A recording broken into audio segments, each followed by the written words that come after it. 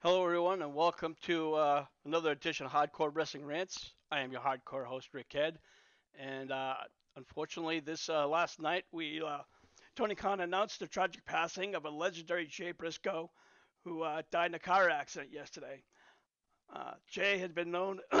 Jay Briscoe is more notorious as his tag brother, Mark Briscoe, and the Briscoe brothers, um, where they both Jay and Mark worked the indie scene and won over 25 tag team championships. Jay, of course, is a two-time Ring of Honor champion, and of all those 25 tag team champions, the Briscoes won 13 in Ring of Honor. Lance, this is kind of a hard night tonight. Uh, I just want to give you quick thoughts. Well, let's face it, they basically were ROH tag team in their tag team division. And just a couple of matches that keep coming to mind. Hell, the one at Final Battle, the double dog collar, and, well, technically it wasn't a match because there wasn't really a loser. When in storyline, their dad said this like to end the Briscoe brothers feud. Basically, I think it was the Briscoe brothers family farm match where basically it was, all right, boys, y'all fight it out and let's get over this shit. Now, I wasn't sure if this was one of those fake death things, going around nowadays, but when the owner of the company says it, you know it's legit. Yeah, unfortunately, it's one of those times where you kind of wish it was just some moron making false claims. But yeah, also from what I understand, Jay's son was in the car accident and he was injured. They didn't reports didn't go into how far or how deep detailed that he was injured. Hopefully, he will recover physically. Um, and then the driver of the other car from the other car also died. Right now, as to how this car accident happened, who's at fault, right now there's so little details we have nothing about at this time. Um, but I'd like to just take a quick moment of silence in remembrance of Jay Briscoe.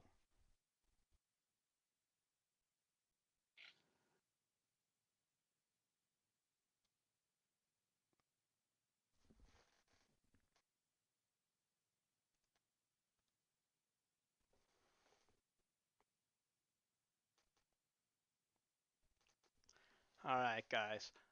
Joe, um, the Briscoe brothers, although they never made it to the WWE, they had a huge fan following and they were obviously well known. Oh, absolutely. They were the pinnacle of professional wrestling tag team. We talk about great tag teams, and here is a tag team that never moved into the big leagues, which is very bad for them, and for companies because I know they had controversy a little bit, I think last year or something, but what a shame that no major company, could have walked away knowing that they had this great tag team in here. I'm sure they would have changed WWE's tag. They would have probably gave the Usos a hell of a good run for their money. Um, we seen that dog collar match with FTR, but I would have loved to see them more in AEW doing stuff and Ring of Honor. Now that Ring of Honor is kind of taking off again, but it's a shame. And the way he passed away is just brung up another thing. How fortunately he didn't pass away from it, but Magnum Terry Allen or Magnum TA from the NWA era in the 80s, he had a serious car accident that everybody thought he was going to die. Luckily, he didn't die, but he walked away. He walked away by luck, and he couldn't wrestle anymore. So his wrestling career was cut short. Anytime we lose somebody in the business that are achieving heights, it's always sad to see them go. And Jay Briscoe, to see them go, it's, there could have been more that could have been done. Yeah, absolutely. Zoe, your thoughts on this whole situation? Man, that sucks. I wish I could have met the guy. Like, wrestling has literally lost one of the very few who actually love the business, who literally gave blood, sweat, and tears to the business. Yeah, absolutely. And both Briscoes, they're only a year apart, so you can only imagine what this is doing to his brother. I mean, I cannot fathom the pain that what his brother's possibly going through right now, guys. Um, you know, I have two brothers, and as much as we don't always get along, I love them to pieces. But if they had passed on, I would not know how to respond, especially if it happened in such a tragic situation. Um, but honestly, I just wish the best for the entire Briscoe family. Um, and I wish again I would have loved to have seen them more. I wish I could have known that tag team much more than their excuse me, the legends precede them. So, uh, well, we're gonna move on.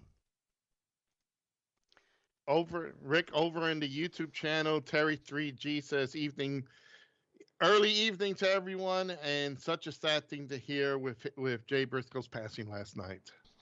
Absolutely, absolutely. Um, but right now, we're going to move on to more rumors circling about Tony Khan and his father, Shad, confirmed that they're interested in merging with the WWE with the AEW. Uh, CNBC noted that there had been no talks between the Khans or the McMahon family at this time. Um, now, Joe, we talked about this a little bit last week because we kind of thought, it's not really going to happen, but whatever. But the more we think about this, um, is it possible? I mean, and what would happen? Wow, and before we actually went on the show, we were discussing this, and it was what Vince McMahon has bought out many wrestling companies. He's bought out the AWA. He's bought out WC, the World Class, and he has any major wrestling company back in the day. He's has their video library, and as we know, recently he had bought WCW and ECW. So the man who literally looked to put other wrestling companies out of business, if these two guys come out of nowhere and actually buy Vince McMahon, or not buy Vince McMahon, but buy WWE, which is highly unlikely. But if it does happen, Rick, can you imagine the irony and, like Kayla said, the karma of all those people who could not keep up with Vince and sold their company to him are probably like Vern Gagne, Jim Crockett Promotions, and all these people who literally lost their companies. It, now to see Vince now completely a non-McMahon uh, business, which again, this is all hypothetical. And if the man, and even to concede that he's actually looking to sell the company, Rick, that shows me he needs money. He needs money in a big way. Yeah, you know what? Absolutely. Not even money in a big way, but here's the thing: is that I still don't understand why he couldn't sell to, his children. Stephanie specifically, who's now, exited the company. I mean, this was a family business. He brought his own daughter, his son Shane, all the way up from literally the mailroom to where they are now. She was a co-CEO. Now Vince could have laid back, rested on his stocks, and made some good money and made some extra money by selling those extra. But it's just for him, I think it's more about control, control, control. I'm gonna, if I can't have control, nobody's gonna have control. Zoe, help me out here. Well, Vince might be old and Vince might be senile, but he ain't gonna be selling to AEW. Plain and simple. It'd be a cold handheld before that happens. Uh, how funny would it be though? For Vince to sell it to AEW and all those ex WWE superstars being on AEW, Well, being back with the WWE superstars. Well, here's my thing. First and foremost, you have to look at the amount of wrestlers that WWE Mhm. has. Yeah. When WCW was purchased by Vince, a lot of those wrestlers didn't even make the cut. Nope. So, and then, AEW's have to think, okay, do I want to have AEW Dynamite and Rampage, or do I want to have Raw and SmackDown? You know, Mhm. does he just say, I'm going to take the library and all the royalties and everything else, and I'm just going to take Raw and SmackDown, and I'm just going to, we might have them for a special night. Not to mention what happens with everybody in NXT. Right. So there's all Exactly. these wrestlers that's just going to be like almost dangling in the wind. Of course, we know that the bigger names like Roman Reigns, Seth Rollins, maybe AJ Styles, although he's looking to retire, um, Kevin Owens, or he would be Kevin Steen, probably would make it over. But Yeah. again, go ahead, Joe. I'm sorry to cut you off. Over on the YouTube channel, Reverend Jake Slayer says if AEW and WWE merge, it would be a giant slobber cock knocker. And Fat Boy Presentations. Let's say hello to our beloved James. James, what's up? Funny. He says hello all. I just had a thought, guys, real quick, and I know Lance, I would like for you to chime in on this. Remember years ago when WCW was up for sale and Eric Bischoff wanted to buy it? Yeah. They told him, you can have the rings, you can have the logos, you can have the trucks and that. Basically, you can have all this, but you can't get anything else out of it. So it's like he was basically buying for $20, you buy just the name and everything. So what would happen if that's what the cons were bought? Basically, yeah, you bought the company, but you don't own anything besides the rings, the talent, and the championships. But everything else prior to that, Vince still owes. Well, it's almost like kind of what Tony bought when it came to AEW. Yeah, he bought rings and he bought a back library, but he did not buy something that is very important when it comes to wrestling. He did not buy the TV deals because ROH is still looking for TV. And you know what? Again, we're going back to that. Things what Tony Khan's going to use or not use. So Yeah. obviously he would have Monday night. So he could say, all right, fine. You know what? We don't need NXT on Tuesday nights. We're going to have Ring of Honor. But again, you have to consider that's even if NBC or Fox would say, sure, we want those. Now, I did think of something funny. Okay. Imagine the riots, full-fledged riots in those buildings the second Cena and Roman walked through that arena, through the curtain in an AEW ring or in AEW arena. Well, I don't know if they would rant or riot or mark out, but you would be able to see some cool fantasy matches. I would definitely love to see somebody like MJF go up against the Miz. Yeah. Now, while they're not, Miz right now is not top of the notch, but they both have that same personality. Or the Fiend Malachi Black. Again, we saw those two have that feud before, and unfortunately, we saw Malachi come out the back end of that one. But, I was gonna say those guys. I don't think they would take a job. I don't think they will demean themselves like Roman Reigns. I don't see Roman Reigns like basically taking a back seat or second fiddle to, let's say, Cowboy James Storm or to Darby Allin or any of those guys, because WWE guys frowns on the WWE, AEW smaller talent. So can you imagine if Tony Khan walked up to like Jimmy or Jey Uso and says, you got to put Darby Allin over? They'll probably look at him like, him? I think what would happen if they bought it, and I would love for everybody, not only in the chat room, but you guys here, What if Tony decided not to merge them and kept it separate, like Ring of Honor? That'd probably be the better idea. Well, yeah, again, that goes back to the factor of with all these certain wrestlers. Now, you could say somebody big like Roman Reigns, who you say looks down on AEW talent. Well, the problem is Vince McMahon's not the boss anymore. You Yeah. know, I know he's a company guy, and you know that's most wrestlers today. If they want to rise up, you know, you have to play that card, unfortunately, and you have to be good at it.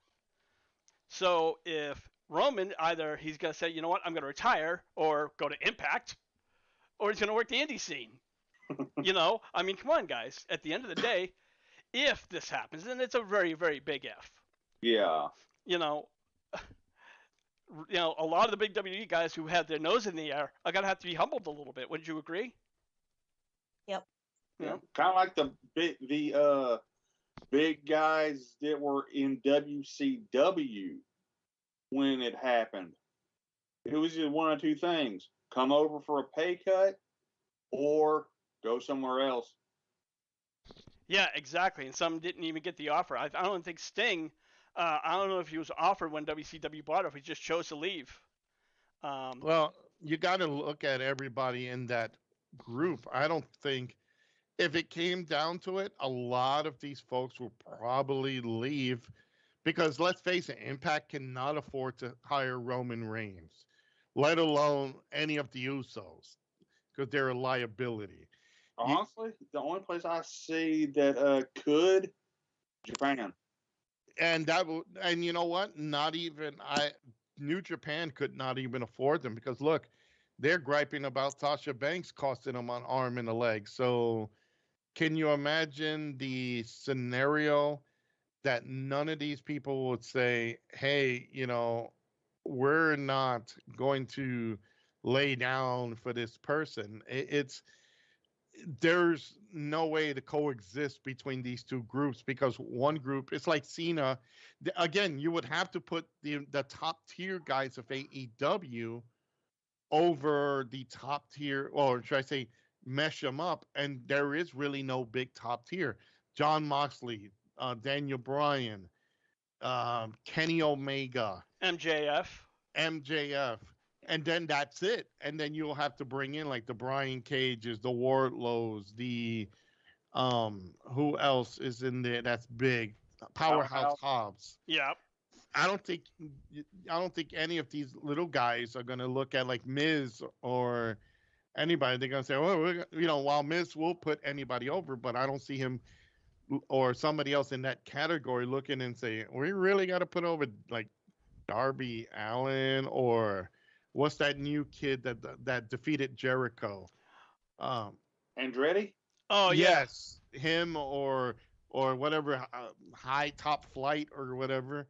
I think you'll see probably Jericho up in the forefront starting a war with all of these guys, and it'll be Cesaro and everybody trying to get. It will be a unique thing, but it will be a bad scenario for literally AEW if they try to put their talent up against WWE, who are more known than them at this point. Very true, but I think another issue, obviously, like at the end of the day, money's going to talk, but there's also, I think, why AEW is so great because it's alternate wrestling. For a while when there was no other alternate wrestling, even in WWE SmackDown, they didn't even have NXT. They didn't have competition. They didn't have to worry about another wrestling company coming up. For a little bit, Impact made a little bit of a shine back in 2012, 2014, but that was about it.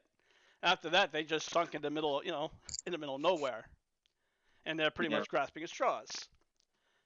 But I think with AEW, they would have to, unfortunately, might do the same thing. Say, okay, well, we're going to have to do 3 hours here and add a shitload of hours to add all these other people, and the rest are going to be, working the indie scene. Yeah. So, unfortunately, that's just how it would be. But again, the chances of this happening, I don't see it as I see it as a very small possibility, not anything to be strongly consider. I got a better shot of banging Alexa Bliss, and that ain't gonna happen. So, Hey, over, and we really got a lot of comments right now on the chat room. I want to get them real quick, Rick. Um, Tony Khan wants everything if he buys WWE. That's from James. Terry 3D says New Blood, if you guys remember that storyline back in WCW. Reverend Jake Slayer says, I really don't think Vince would sell to Tony. So then James, if Tony wants to keep them separate, Triple H wants to keep creative control. And that's something we didn't even say. What if they did separate it? Would they bring Triple H in to run that separate organization? And it says WWE wants the streaming service company to buy their company. Sting sat his contract out. Remember when WCW was bought? Sting did sit out. Terry says the tie into Mickey James says she's willing to defend the Impact Women's title in other promotions like AEW. So she's going to look to try to take that belt around. James says the Usos, Tony would send them to rehab like Jeff Hardy. I'm not sure if you would even sign them considering all the tag teams they have in AEW already. If I would say if you kept them separate, yes. If you brought them in, it would be it's like the equivalent of bringing if the teams were like from the 80s. If that's like you bring in the Road Warriors to take on two midgets. Yeah. The Road Warriors will just trash everybody. The Usos will not put anybody over that is tinier than them. So well, they're not exactly the largest wrestlers either. Oh yeah, James says Cody wouldn't be able to fight for the AEW title, and Reverend no, because he left the company. So that whole I can't compete for the title anymore is out the window. Oh yes, that's right. Well, no. Wouldn't he? If he came back, wouldn't that be bound? Even if he just came back as a wrestler, I'm not the executive vice president. Yeah. I'm just a wrestler here. So I think I'm sure they would be able to wiggle that around. And again, we're talking simply on the hypothetical. Yeah. I did think of something that would be awesome. The comedy segments, mind you, of Danhausen and R-Truth. Oh, God. Oh, that would be great. And finally, Reverend Jake Slayer says, Mikey Whipwreck for the wind. Again, one last thing before we do move on. Could you see Roman Reigns having a segment with Danhausen? That would be funny. I think they would just beat the piss out of him and throw him in a dumpster. Very nice, very evil. But I one more thing. Wouldn't it be interesting that the Usos, if they buy it, and again, guys, this is hypothetical, if they did buy it and can you imagine on one night on AEW television, the Usos and, well, should I say, what is it? The Usos, Roman Reigns, whatever, Samoa Sika, the Bloodline. Thank you, Rick. All showed up and stared down the current AEW champions. Like, what is it? MJF, the Acclaimed. Oh my God, the Acclaimed. Who is the TV champion? Oh, Darby Allin. Darby Allin, and then you have Orange Cassidy, who is the All-Atlantic United States champion, All-Atlantic champion. Right.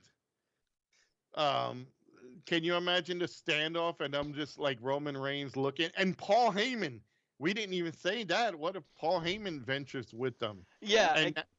And then you got Lord Steven Regal, who's like, okay, guess what? You just bought up my company, but I still don't like you. Whatever the scenario. Invisible toe rag. Yeah. Actually, you know what? Speaking of William Regal, I actually read an interview as to why he left. It was like as to why things started to go downhill. And it really started with Khan using him to start the Blackpool Combat Club. And he said, I didn't want to be a character because I wanted to work in the back. I wanted to work with production. And every time Tony Khan would pick my ear and pick my brain, and then he said, I've got an idea. Will you jump in? And reluctantly I would, and it just kept on going down worse and further. And then I had to swing. They wanted me to do an angle with MJF, and he goes, that's when I was done. I threw my hands up and asked my leave. But so I don't think he'd go back, unless if he had a very written contract specifically saying I do not go on TV. And these are all these other weird, messed up scenarios. As far as Triple H goes, I don't know if he would either say, you know what, I got some money, and maybe start his own company. What about that possibility? I've heard that rumor going around. Him and Stephanie want to start their own company. Well, again, that would be the perfect time for it. So, and I would definitely be interested in it. So, but all right, guys, I think we kind of beat the hell out of this topic. On to the next one. Let it be dead. Did any of you guys catch Rampage last Friday? Yes.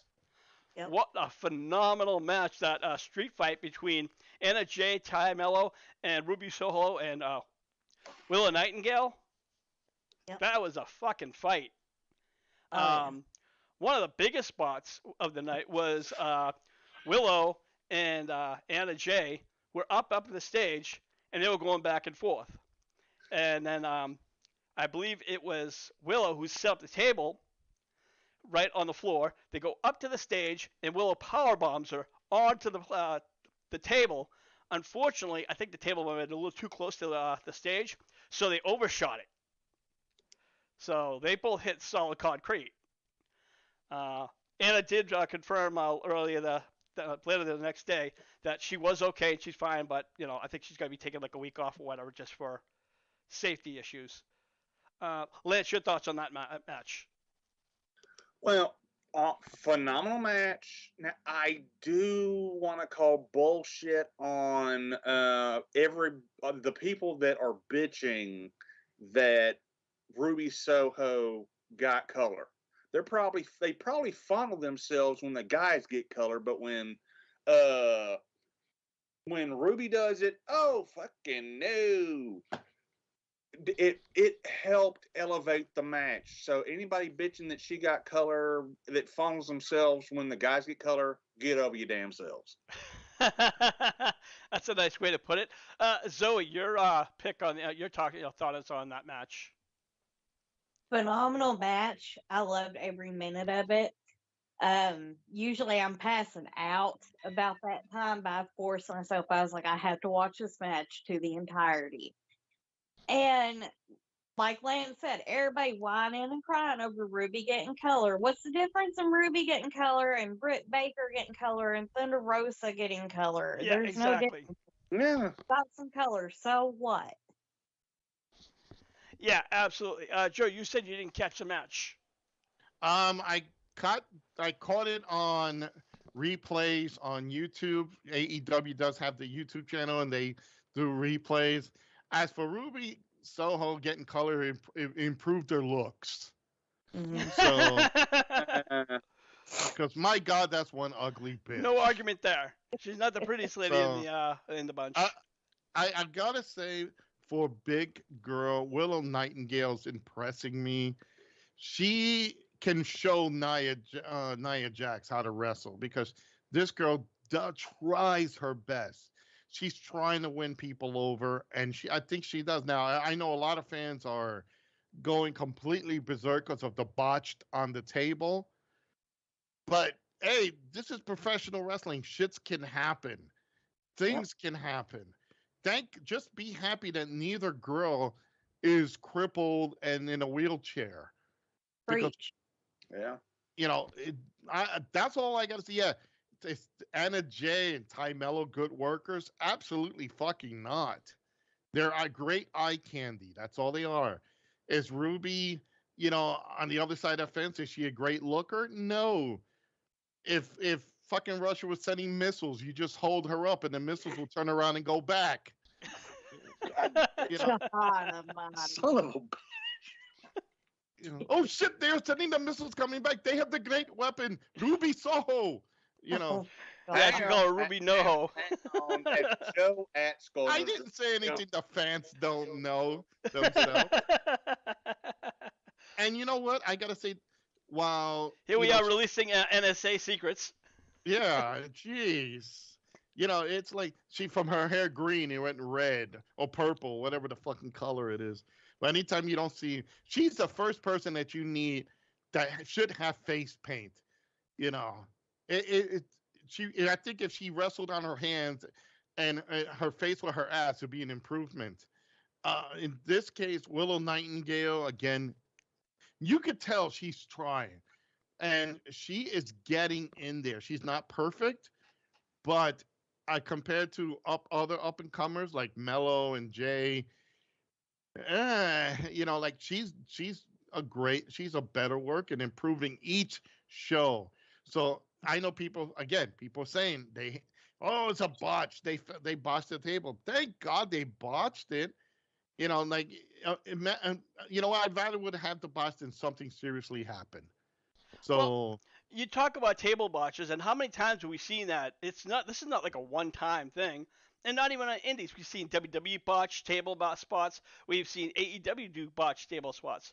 Now, honestly, I think coming from the stage, the smarter thing would have done is to put another table up, and But hey, regardless, it was a nice spot, and I was still saying, holy shit, Yeah. So to me, and kudos, it's women doing it, guys. exactly, Mm-hmm. absolutely. All right, let's move on to the next one. Joe, I know that you called that the Elite is now the Trios tag team after a brutal 7 match series. And I'm going to tell you guys, last night's match was fucking off the chain. I absolutely loved it. Uh, Joe, I'm going to leave you last because I know you're going to rant. Lance, what's your thoughts on that match 7 between the Death Triangle and the Elite? Grant, I will firmly say, not really a big fan of Omega and the Bucks, but holy shit! And I think I even said it in our chat. That was fucking insane. Yeah, those are pretty much the words you use. Zoe, your thoughts? I loved every match of this Best of 7 series, but that last match, oh my God, it had twists, it had turns. It was crazy. There was action all over the place. I mean, you couldn't have asked for a better last match than what we got. Yeah, absolutely. And I know a lot of people don't like the series matches because it's going to always go to the match 7. And you know what? I kind of knew it was coming. When Joe said, "Oh, the Bucks are going to win," I kind of figured, I'm like, shit, he's probably right. But nonetheless, I still love the series, and I thought it was phenomenal, regardless who won or lost. Joe, final thoughts. I told you so. It's you knew they were going to win it. They wanted to hold on to it and represent that they've claimed the time. Now they can say they had it 2 times. So in this case, yes, they got it. Now, who are they going to lose it to? That's the main thing. Are they going to lose it black to the Death Triangle? I don't see why they would. Um, will they lose it to someone else? I don't. At this point, the only people that make sense to win those trio titles from the Elite would be um, the Dark Order. Maybe Adam What Page about with Silver and Reynolds. what about the Blackpool Combat Club? I don't really see that because they're more egomaniacs for The first separate people I'd have titles. to say, honestly, is the House of Black. Yes. Yeah. There you go. Hell That would be yeah, my first pick. But you know what? There's another trio tag team that possibly could do it if they come back. That would be Ace Steel, CM Punk, and his dog Larry. Oh God.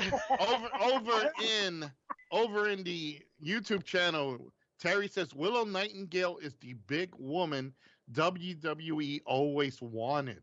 Again, AEW finding these people slipping through the cracks that WWE doesn't bother with. I think that's a great comment right there, because with the botch of Nia Jax being a big girl who couldn't work, Willow would have probably been the woman that they always would have wanted. James says, great match, but everyone and their mom and knew the Elite was going to win the belt back, ending the punishment. Yes, we all knew that these folks would get it now. James says House of Black will win it. Terry G says, yes, HOB would. So, Rick, I think the consensus here that everybody is looking at the next Trios champion would be House of Black, and it gives them something of a title, their first title run in this, in the company as a group. Yeah, absolutely. Unfortunately, though, if the House of Black goes right after them now, they're gonna lose, because obviously the Elite's gonna have to keep this title, defend it at least 2 or 3 times, or at least until after what's the next part a Revolution? Yeah.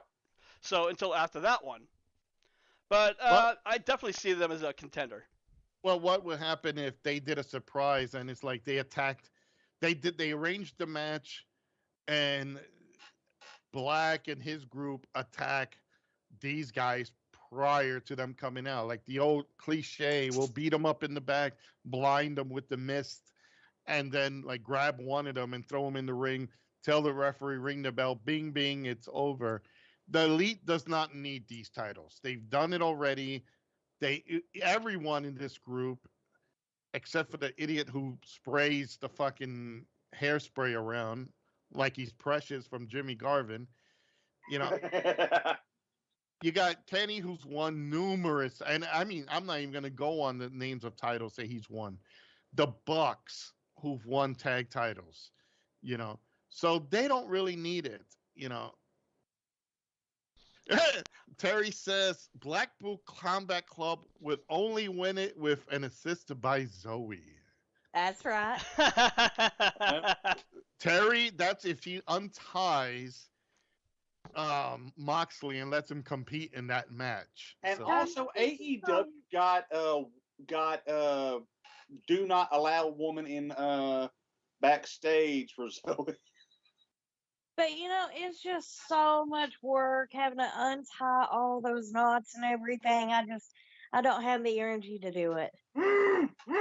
Oh, Yeah. Jesus Christ, here we Yeah, go.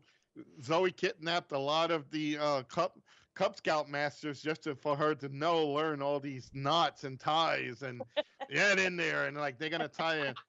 The only thing we had to make sure, folks, and Rick, if you want to post up the picture, please post that up. You could tell in Moxley's face when Zoe tightened that rope, she was tightening the wrong ropes.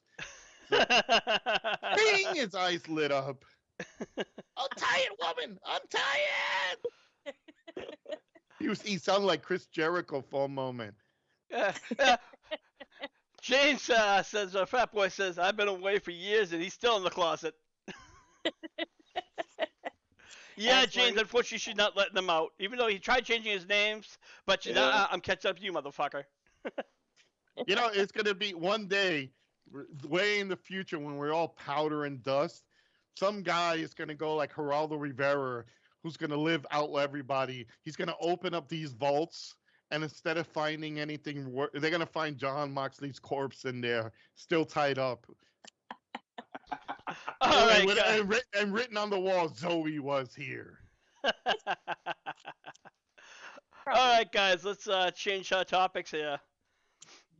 As you all know, Vince McMahon is made his way back to the WWE, and at first he was saying that I'm just going to take just control of the board. I don't want anything else. But apparently, other offices in the WWE are starting to complain because Vince has already been sending out letters of how the company's being run or how those departments are not being run.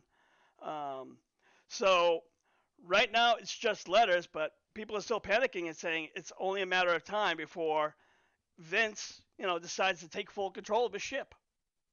And with a sale coming over, guys, that's not too far from the truth. I mean, Zoe, again, we're back to Vince, who obviously wants full control of everything.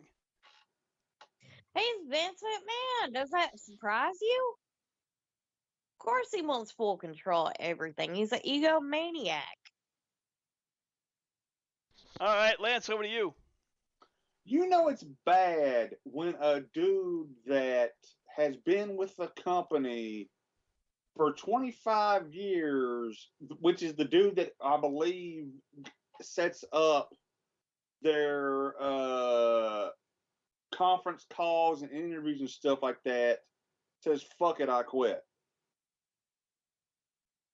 Yeah, that's pretty much one way of saying it. Joe, final thoughts. You know, the way we see Vince McMahon come in and just take over everything, and you have people leaving, I think this man is he's going to stay in control until even when it's sold, he's going to have some cliche in the contract to keep it within his hands, and I'm going to keep control. And he's going to do it in the way he wants to do it. So, and anybody that wants to leave or that he that doesn't want to be part of his team are going to leave. And I don't even think that's going to happen because guys, where are they going to go where they're going to make good big time money? I don't care how much money the cons have. You cannot afford to pay up the entire WWE roster because they make more than AEW's roster, except for Jericho, Moxley, Daniels, and well, I'm trying to think of who else is former WWE. You Punk. know, well, no, but Punk's out of it already or on Wow. the sideline. So, Mariah. oh Yeah. God, I'm back. Yeah. Yeah, you know what? It'd be funny if they did merge because she could scream, she could say, "I'm back," and you could see freaking, what is his name? Xavier What Woods. Xavier Woods and his friends saying, "Yay! I'll Raven. get, I'll get a women's title. Hold on, make sure you grease it well because I like it in the back." Oh, Jesus Christ. Golly. Well, since we're still talking about Vince McMahon, uh, and of course, taking more control of the company, he's already taken full control of the board. Now, this is what he had said in short. He filed a written announcement, an amendment to the WWE's bylaws with Securities and Exchange and Commission, which basically this bylaw allows him to make full decisions for the WWE on his own without merging, without a meeting, or with a vote from the shareholders. So basically, that means, let's say, if Vince wanted to do whatever change he wanted, and the shareholders said, "Well, we don't like that," he could say, "Too bad, fuck you," or you know what, you don't like it, share your votes and get out. And that's guys was more inclined to saying that he's trying to go private, or at least that's what I would suggest. Eric Bischoff earlier today wrote during one of his podcasts. He even said the same thing. He goes, "It feels like Vince is trying to go private." Because I can't prove it. I don't know if he is, but that's just my gut feeling. Lance, your thoughts on this? Well, here's the thing. Vince is trying to do some shit like in the movie The Godfather here. But he's forgetting one thing. Yeah, he can try all these moves, but how many lawsuits has he got from the board now? 2 in just a matter of a week. So basically, I'm going to do this. And the board's going, bullshit. Well, if he's trying to sell the WWE, I guess he's going to have that money. And you know, like I said, I mean, Vince is pulling a lot of weird power moves. So, you know, again, this whole sale that's lingering and rumored, uh, if he's looking to sell, he's going to have to get rid of the board one way or another because he can't. I don't know if he could sell a stock, a company that's public, unless it was through another bigger network. Uh, Zoe, what's your thoughts? Daggone, man. It does sound like he is trying to go private, but sounds like he's doing it in a dumb way to me. I mean, I don't understand all this thing with, you know, the whole board and everything like that. I don't get that stuff. But it sounds like he's doing this in a really dumb, careless way. Yeah. In short, the board has some say is what goes on in the company, what's being sold.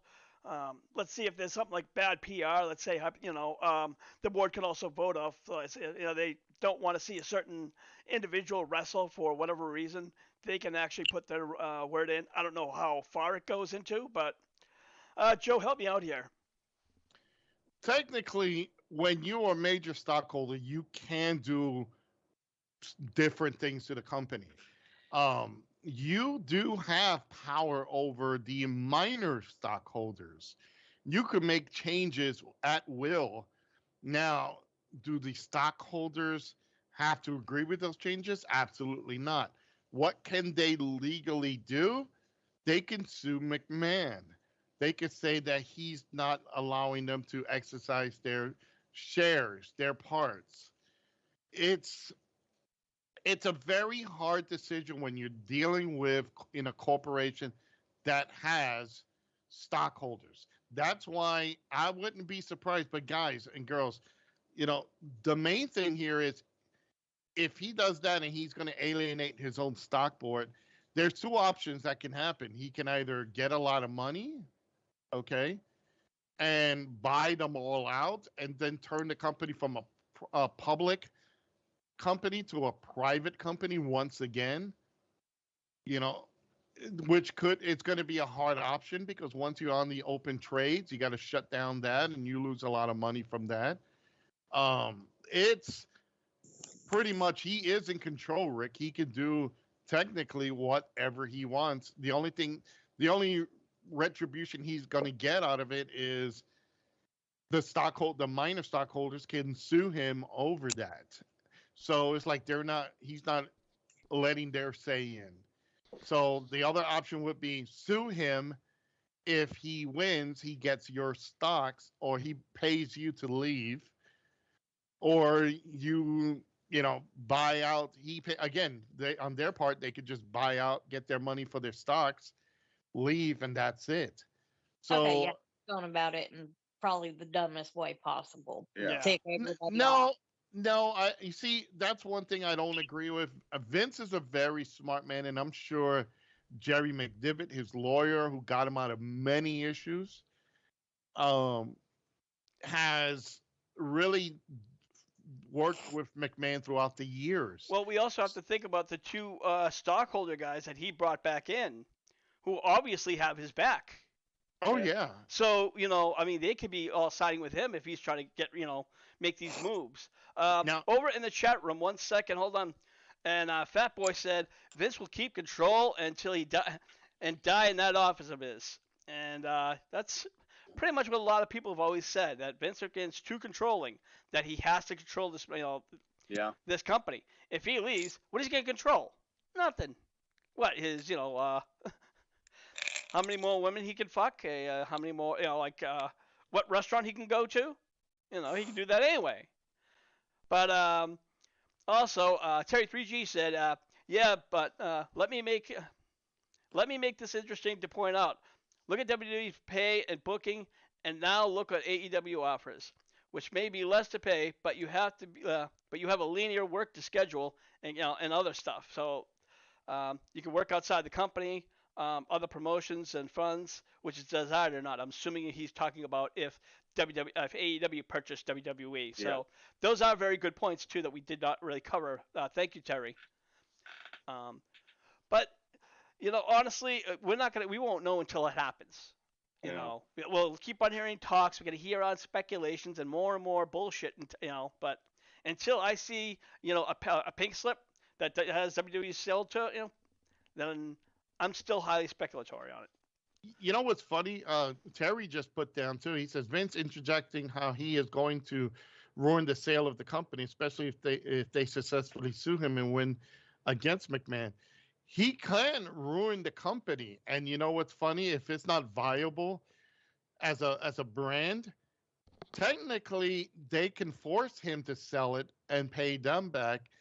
And if, let's say hypothetically, Vince sells it to a mysterious buyer who somebody funds this mysterious buyer, and he buys the company and pays it. What stops him from signing the company over back to McMahon and making it private? It was me, Austin. It was me all along. Yeah, it's something that I think Vince could do, and it wouldn't be anything. Well, let me ask you this, Joe. Okay?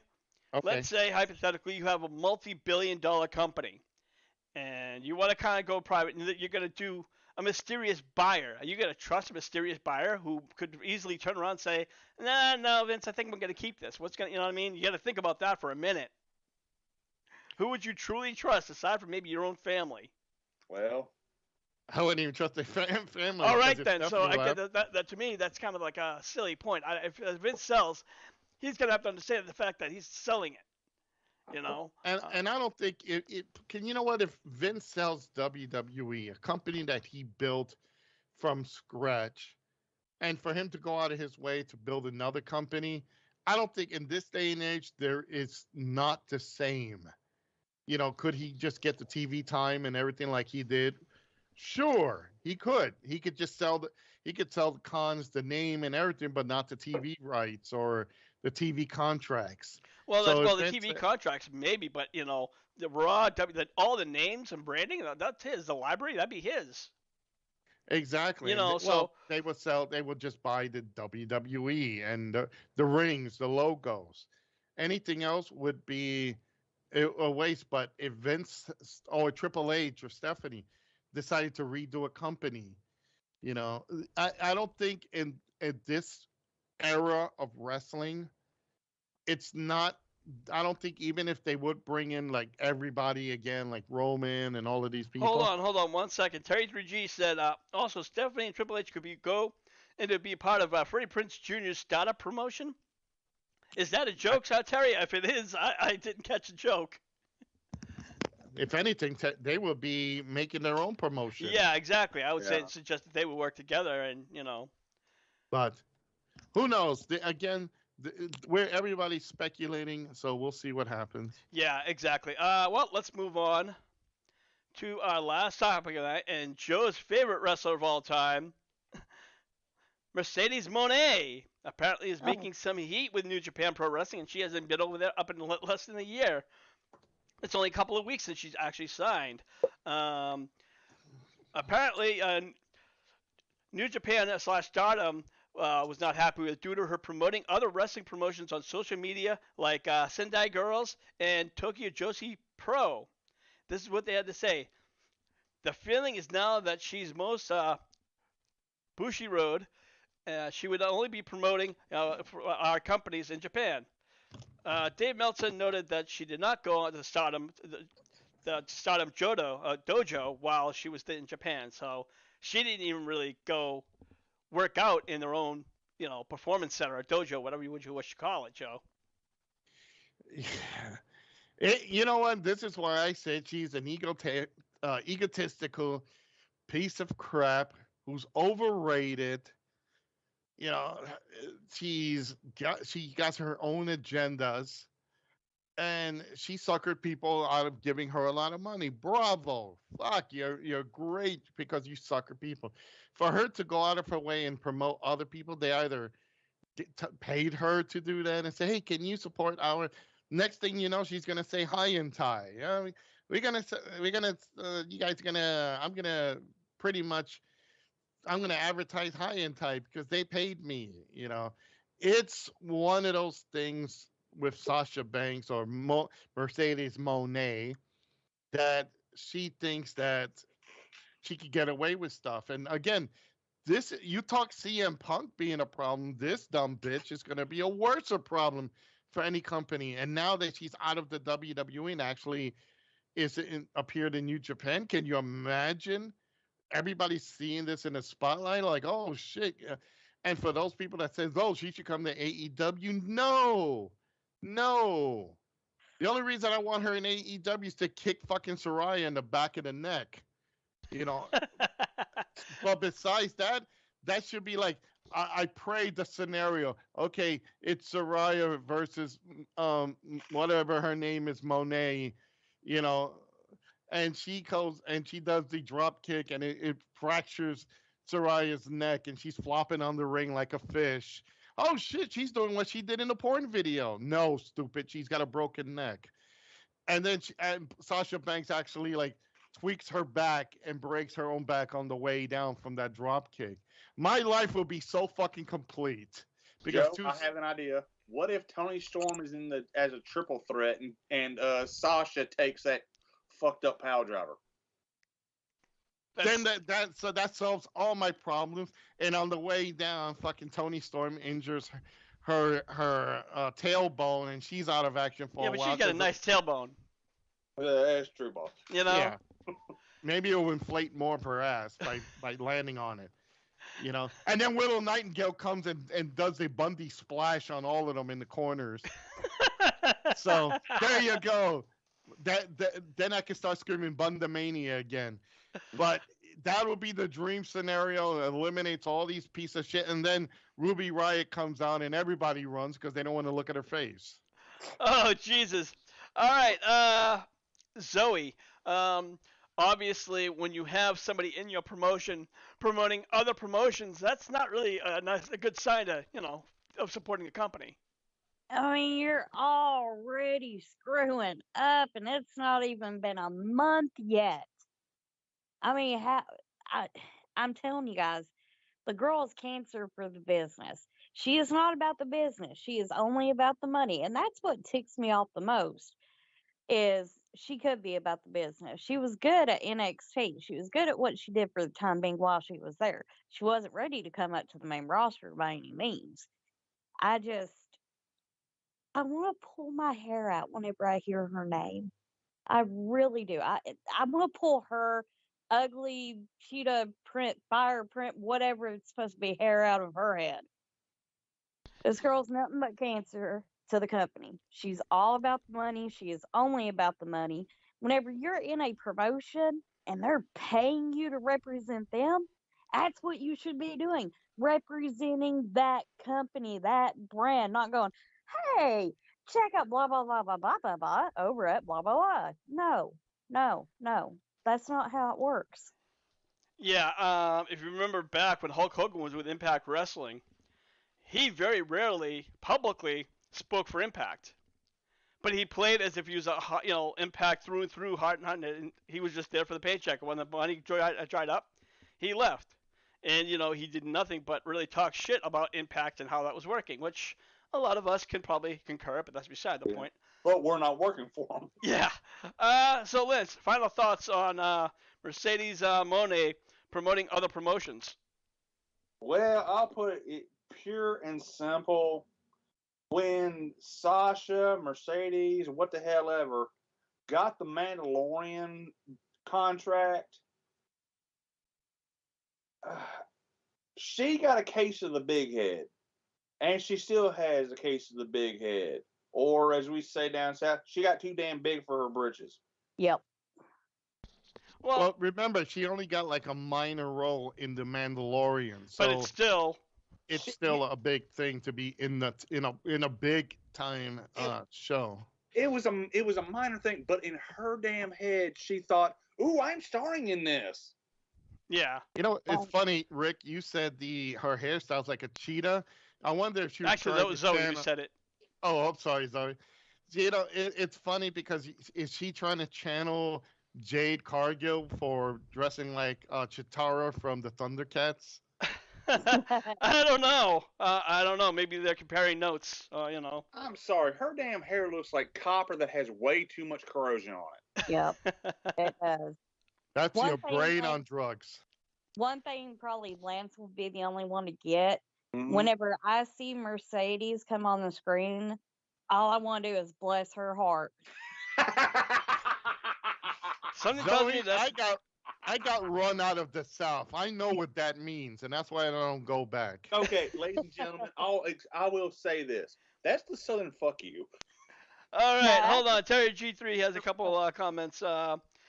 He says, I'm saying if they went to start their own promotion. Oh, okay. He kind of jumped around. So what? Terry 3G said, I don't know about the hair. Part of me thinks it's cool, but another part of me thinks it's like, what the fuck? Yeah. And the King of the Divas even has no comment on that topic. You're fucked when he doesn't have a comment on them. She needs to bless her hairstylist's heart.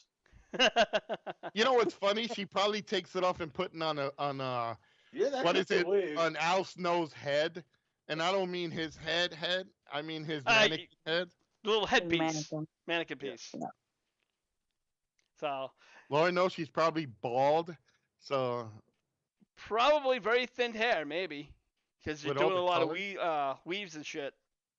Oh, she's related to Snoop Dogg. I wouldn't be surprised with Rick with that picture. She looks like she's seeing into the colors. Probably she still got that like in the back like, oh shit, okay, am I gonna get fired now that I already fucked up already? Who knows? Who Oh, knows? look, Terry 3G says Sasha apparently has finished filming her first major movie as some kind of blade wielding assassin. So, oh my God, can you imagine how more ego that's going to be? You wouldn't be able to fit it that with her ego, you wouldn't be able to fit it in Madison Square Garden. Something else I'm not going to watch. Yeah.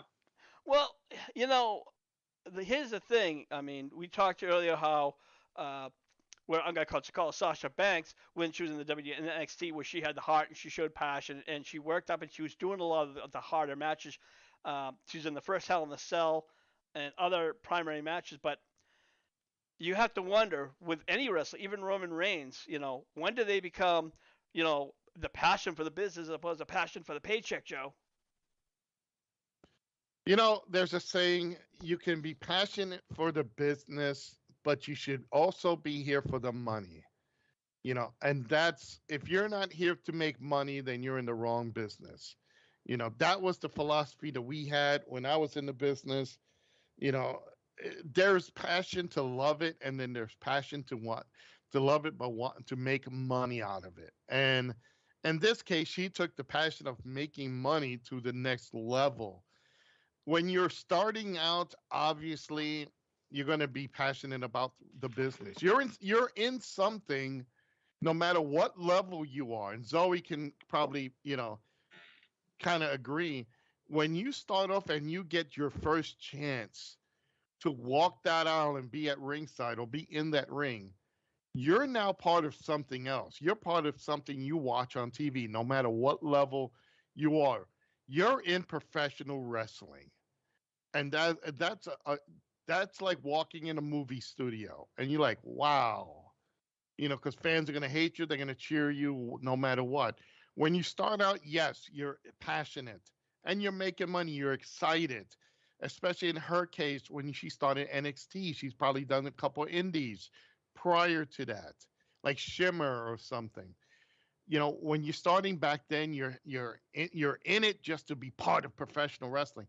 When she got in NXT and they gave her the concept of Sasha Banks, and she started going bigger and bigger and bigger, and then giving world titles and everything. Her mindset obviously went from the passion to the more money and more money and more. And that's what it's all about at the end of the day. It's making that money so you don't have to kill yourself at a regular 9 to 5 job. I would like to toss that to Zoe, like the difference, like for her, for Sasha Banks being now more passionate for money, considering passionate like when we started. Sasha is only passionate about the money. Now, I've been doing this close to 10 years now. And whenever I started off, I was paying my dues. And in the indies, whenever you're green, you don't get paid. I did not care. I was like, oh my God, I'm addicted to this. This is something that I want to do. Obviously, independent wrestling does not pay the bills. I do have a normal day job. I work Monday through Friday. Um, Even now, there's been several times now that I have not gotten paid, but I'm still like, okay, whatever. I still get to do something that I absolutely love. And if I don't get paid for it, I feel like I haven't put my best self forward to earn that money. So whenever I do get paid for it, I'm like, okay, I did my job tonight. I made absolutely everybody believe that I'm just this mean, evil little person. All right. So we're gonna wrap up this edition of Hardcore Wrestling Rants. I want to thank Terry 3G, Fat Boy, as we know personal is James, and of course the Reverend Jake Slayer who came in. For those of you who love the show, please like and subscribe the show. We are here every Wednesday night at 5 p.m. And we also have our HWR chat room in the group section on Facebook, where we cover the latest news, rumors, and I also cover AEW's Dynamite, and we also cover some pay-per-views. So, if you're interested for more wrestling, get on over there. So, I am a Hardcore Raw host, Rick Head, and I want to thank the Hardcore crew for hanging out with us. Joe, you're over at Skull and Realms. Tell everybody about it. Well, everybody, just do the hashtag Scoldrins Realm. I am on Facebook, YouTube, and Twitch. I play games from yesterday to today, retro to current, console to PC. So just check me out. I'm always playing different games. I just played earlier Luigi's Mansion. There's a second part of that. So just keep checking me out. I'm also on Twitter at Scoldrin. And if you want my shirt and the Hardcore Crew, go to scoldrinsrealm.live and hit that merch button. You'll find us there. All right, Lance, you're over at Lance Moss TV. What do you got going on? Well, right now it's just every Tuesday night we go live on Small's TV and Friends Coffee Time. It's at 7:05 Central, 8:05 Eastern. I put out Redneck Gourmet videos when I can because, like I've been saying, price of food's a bitch. Yeah, absolutely. And Terry 3G said, great show as always, folks. Thank you, Terry. We are glad that you always come in and hang out with us. Finally, Zoe. I'm not sure what you got going on right now. I know you're working, full time like a bitch, and unfortunately, wrestling season isn't here. So, do you have anything booked in the future, or? As of right now, I don't have anything booked, but the minute I do, I'll be sharing it over at the HWR chat room page on Facebook. You can find me on Facebook at Zoe Nightshade. I'm really thinking about bringing back the creepy pastas and the true scary stories where I go live. If you haven't heard me yet, you can check me out on the Nightmare Vixen over on Facebook as well. Something that I've really been debating on getting back into.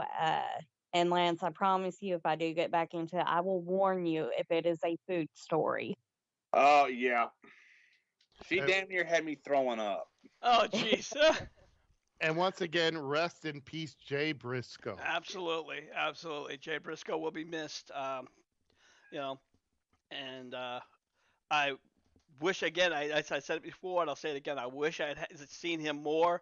I know that the Honor Club will obviously have a full library on the Briscoes, but not really the same thing as seeing what he could be doing now and maybe even later on. So that's it. So for the Hardcore Crew, I'm your hardcore host, Rick Head, saying we'll see you when we see you. Buy the shirt!